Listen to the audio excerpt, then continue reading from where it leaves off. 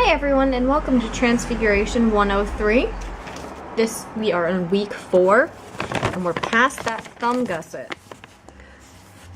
So we should actually be on row 5 on the pattern. So we're going to be knitting row 5 and then row 6. What the pattern says to do is do a third repeat of the chart, and then you repeat row 1 of chart once more. And then you're going to work 5 rows of knit 2, purl 2, rib. And then you're going to bind off loosely in pattern. So we're almost done at having this mitt done. We're almost there. And then after this, we're going to just have to do the thumb itself. So again, you're going to be knitting. I don't know if you're still on, if you did row 4 or if you did row 5. But you're going to just complete this last one, knit row 1, and then do knit 2, purl 2 for 5 rounds.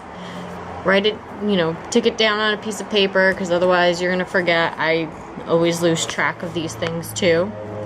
And then I'll show you how to loosely bind off. Now there's a couple of different ways to bind off, and I'm going to explain those when we get there. Alright, so I'm going to work off of both mitts now.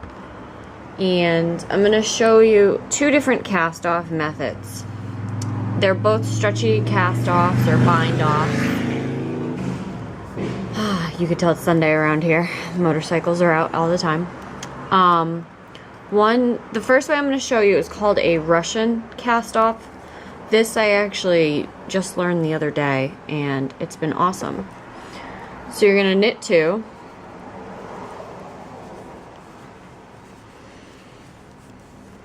You're going to slide these 2 stitches back to your left hand needle.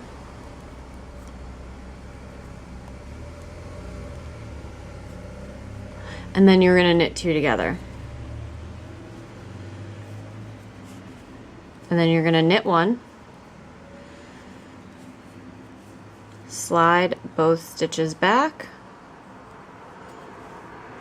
And knit 2 together. And then you're going to continue knitting 1, sliding both back, and knitting 2 together. This is probably the easier of the 2 bind offs that I'm going to show you today. So if you want to just keep doing that one, you can. Just continue going around, and then you'll be done with your bind off. The other method is one where it mirrors the long edge cast on. I actually like doing this one because I just like the fact that it's like you're sewing it shut. So I have my darning needle or tapestry needle, whichever one you have, and they suggest taking 3 times the amount of yarn than the project. Alright, and I'm going to just snip that yarn there. And I'm going to thread my needle. Okay. And this cast off, I forget what it's called, but it's named after somebody. It's not something that I can remember easily off the top of my head.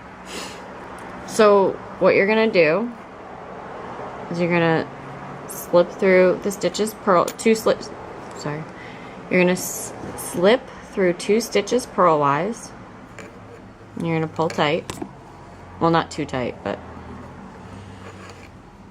and that actually got caught on that needle. Alright. You're going to slip through this one knitwise.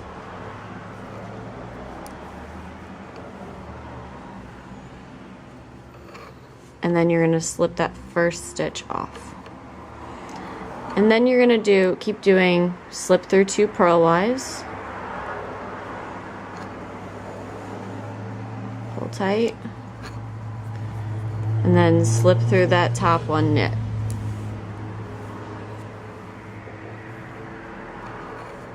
And slip that one off. Purl. Oops. And knit.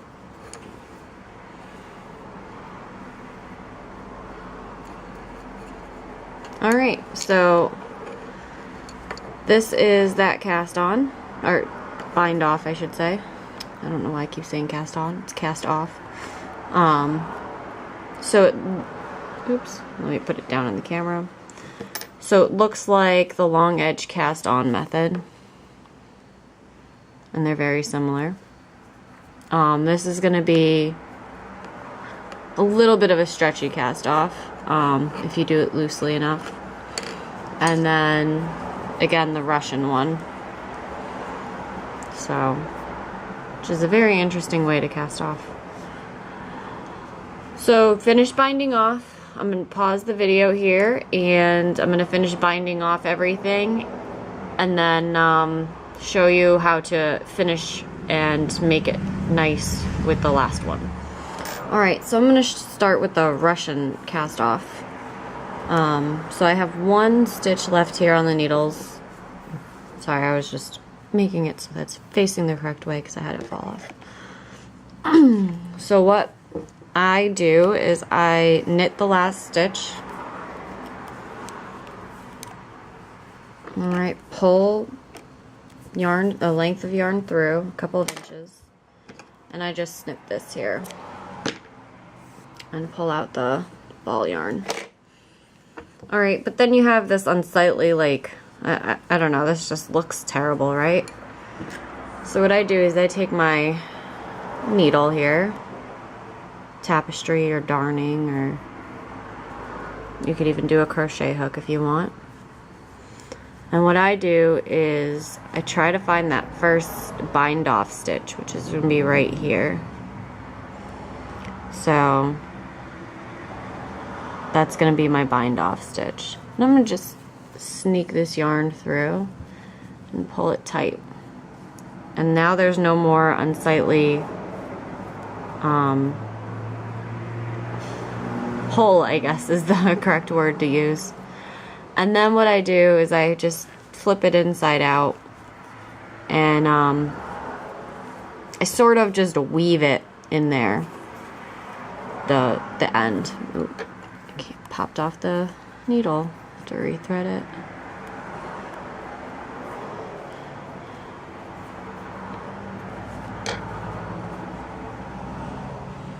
So I'll just kind of go and pick up random stitches and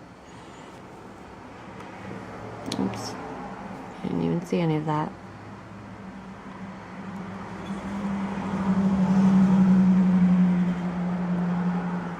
I definitely like the purl ones better because you can weave in and out of those nicely. Alright, that should be enough. Just pull it through. I stretch it out before I cut it. And then just snip that off. So if you did the Russian join, you now have most of a fingerless glove. And that's how it looks.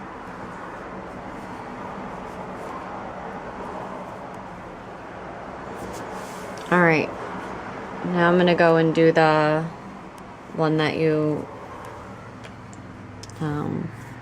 that's named after somebody. So go and thread my needle again.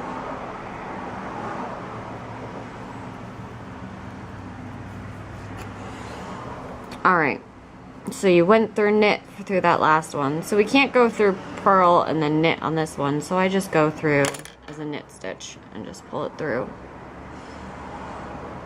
And it's gonna be around the same thing, as you kind of want to find that first stitch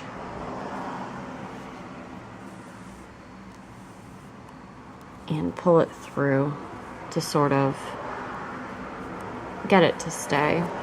This one I'd actually go back through that loop and down.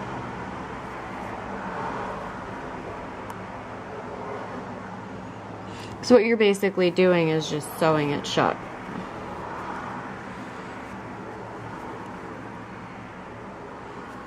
Alright, so I actually added a nice stitch in there.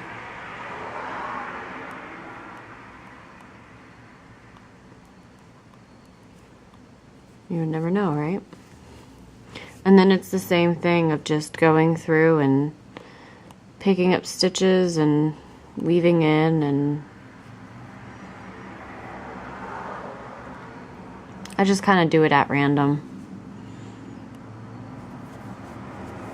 Alright.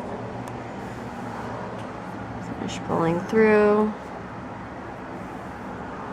And it's okay to pull tight, because I always say before I cut the yarn is to stretch it out. And then just snip that. And again,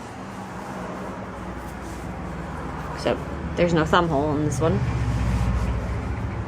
Oops. You know, I have my fingerless mitt there. Alright, and that's it for week 5, I believe, or is it 4? Week 4. That's it for week 4. And week 5, we're going to finish up the thumbs on both gloves. Alright, we'll see you next week.